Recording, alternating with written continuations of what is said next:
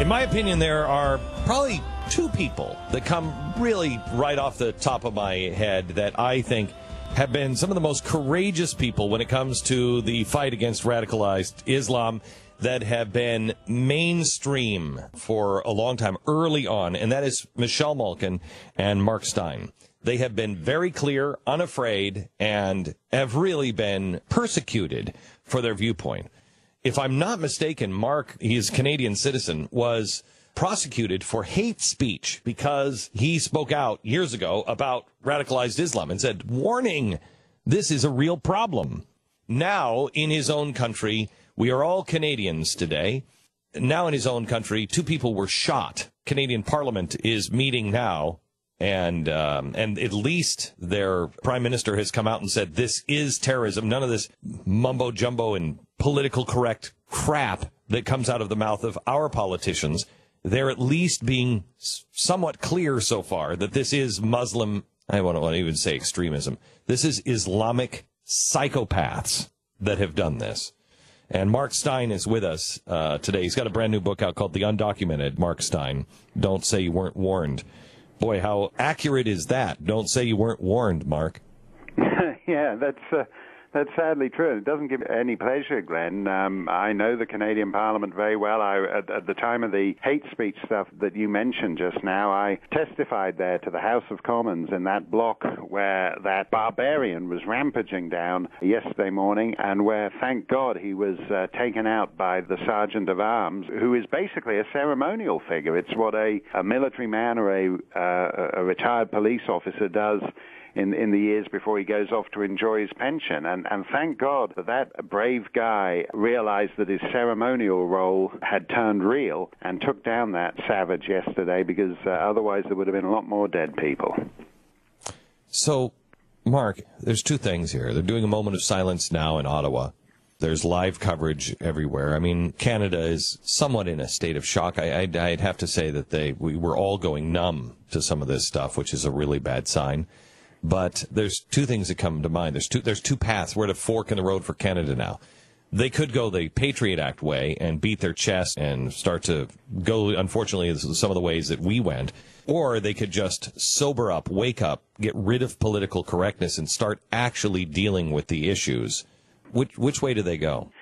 Well, I hope they don't go the Patriot Act way. I love America, but I'm tired of the big national security state, which is why, capital city-wise, I preferred in recent years to wander around Ottawa rather than Washington, D.C., where they get into an obscure office of the Department of Paperwork. You got to go through 45 minutes of background checks and show your social security number. We have a kind of 40-car motorcade culture where we seal off our ruling class from the people they rule. We have absurd regulations like just ahead of Thanksgiving. I think this is, I talk about this in the book, these absurd kind of things. The consistency of pumpkin pie you take home for Auntie Mabel at Thanksgiving, if it's dry and tasteless like the Nevada desert, you can take it on the plane, but if it's moist and succulent, it counts as a liquid, and a jihadist could weaponize your pumpkin pie. Instead of going down that kind of big security state route, I think we need to be honest. We need to recognize we're up against an ideology. We're not fighting pumpkin pies. We're not fighting gels. We're not fighting shoes. We're up against an ideology, and we need to drive a stake through that ideology. So I don't want to go the Patriot Act. But do you think they have the courage to do that? I mean, look what they did to you. Look what they did to you. Yes, but to be fair to the Canadian Parliament, they had a lot of these hate speech laws that are, if you look on Canada as a particularly insane American college campus, that's how it was for hate speech laws. And the great thing about my case is that, God bless them, the Canadian Parliament understood that the hate speech laws had gone too far, and they repealed them. And it was a difficult process, and a lot of those fellows weren't on board with it because they think it means you're in favor of hate and you don't like people. But eventually that went through the House of Commons and the Senate, and it got royal assent, and that law was repealed. And I think that's a sign that Canada sobered up and recognized reality. And when I look at something, when I look at the dishonesty about what Major Hassan did at Fort Hood, when I listened to the president yesterday using phrases like senseless violence. I mean, he always sounds so sedated when he's asked to react to something like this. And you keep thinking, well, come on, man, a bit of righteous indignation wouldn't go amiss. You could at least look as if you're kind of upset or angry about what's going on, but he can never do it. And that kind of sedated attitude to these events, most obviously when the poor fella had his head chopped off by ISIS, and Obama gives his usual listless performance and then goes back to the Vineyard Country Club 20 minutes later. At some point, you have if you're not getting angry about this stuff, about the world we're building for our children, where somehow we're expected to put up with a little bit of low-level beheading every now and then, or some guy's going to run you over in his car because he's gone freelance jihad. I don't want my kids living in that world, and I think we shouldn't be changing the way we live to accommodate lunatics. So, what are we headed for? We have kids now in Australia, kids leaving to go join ISIS. We had two girls from Colorado, that went to join jihad. Where are we headed? Yeah, I think I think that's what's so disturbing about a lot of what's been in the news recently. The fellows who did this thing in Ottawa and Saint-Jean-sur-Richelieu were people who were born in Canada and converted to Islam. The fella in Moore, Oklahoma, who beheaded a woman, was a recent convert. The fellows who hacked drummer Rigby to death in the streets of London were Nigerian Christians who converted to Islam. So it is almost, I think we're at the stage where, and they're not converting because they're suddenly, Saul on the road to Damascus, and they've come and they've undergone some kind of spiritual divine transformation. What conversion means there is that they're joining the coolest gang on the planet. And if it's now not something to do with being born in Waziristan or Yemen or whatever, but a Quebecois Catholic can suddenly decide he'd like to be one of the jihad boys, or some fella in Oklahoma can suddenly decide, wow, this is the coolest gang to belong to, then I think that is actually far more dangerous than some fella sitting in a cave in Afghanistan dreaming about destroying the great Satan, because it's not a foreign war anymore. It's within us. They are us and we are them, and that's a very dark place to go. So what happens next? Let's talk about nuts and bolts. Let's talk about the sporting event that is politics and the election. Okay, so I want to know a couple of things. What happens, in your opinion, to this election, and does it even matter? What happens to the presidential election? And would you want to be president of the United States with all of the damage that has been done and the wreckage that has yet to be reconciled? Well, that last one is a terrible point. We're approaching the stage where this president has outspent 2 1/3 centuries of his predecessor. He's run up more debt than 2 1/3 centuries of presidents combined.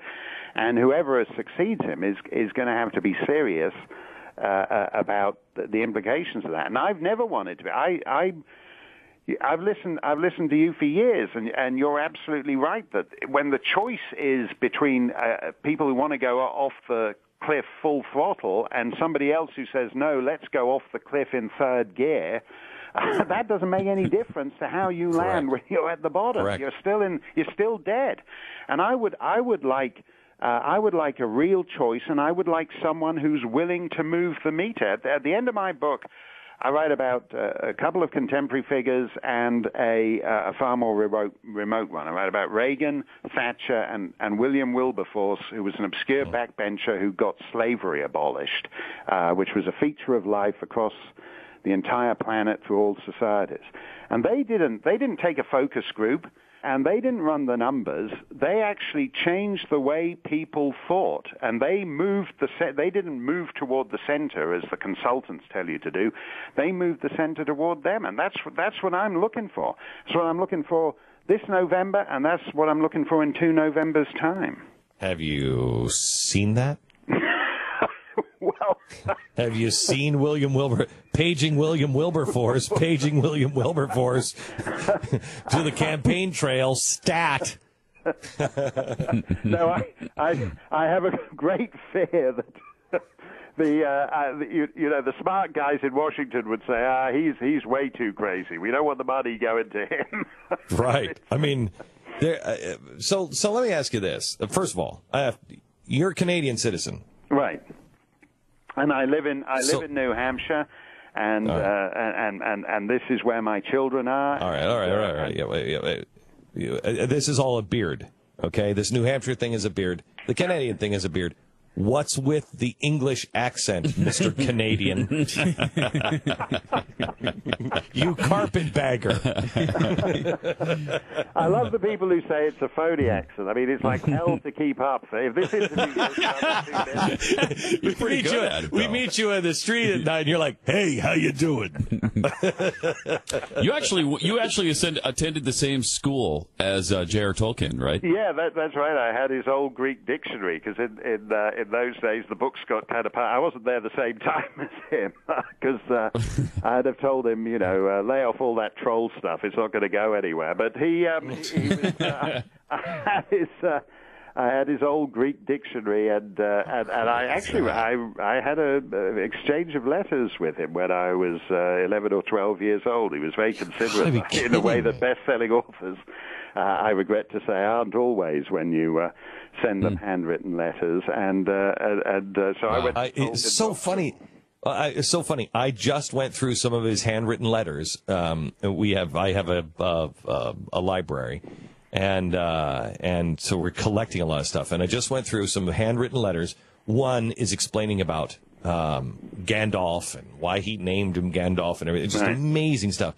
But I was going through some of these letters, and some of them were just to fans who said, hey, I want to thank you for this. And then what he would write back to them. And I had that very thought. Who does that now? Who has the time to write people back in hand, not typewritten, in hand? What did he write to you? I know, and he wrote to me again about an obscure point in the Hobbit I'd raised, and he wrote me a nice handwritten letter.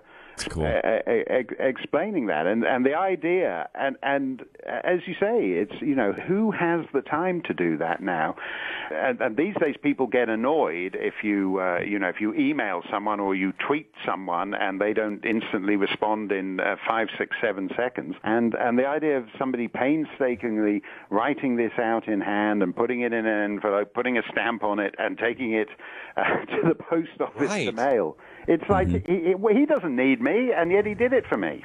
Do you still have the letter? Yeah, I've got it. Wow. Actually, it's an attic at my mum's house, but it's still there. Say it with me. Mom. Mom. No, I'm very unassimilated. That's what they say in Canada, and it'll creep across the border. It'll be coming across that bridge in Niagara. Don't worry. Mom. Don't worry. Mom. We've got everything creeping across our borders. We don't seem to care anymore. It's very hard for me to watch a James Bond with my son because he's like, is she his mom? Why does he keep calling her mom? And I'm like, I don't know.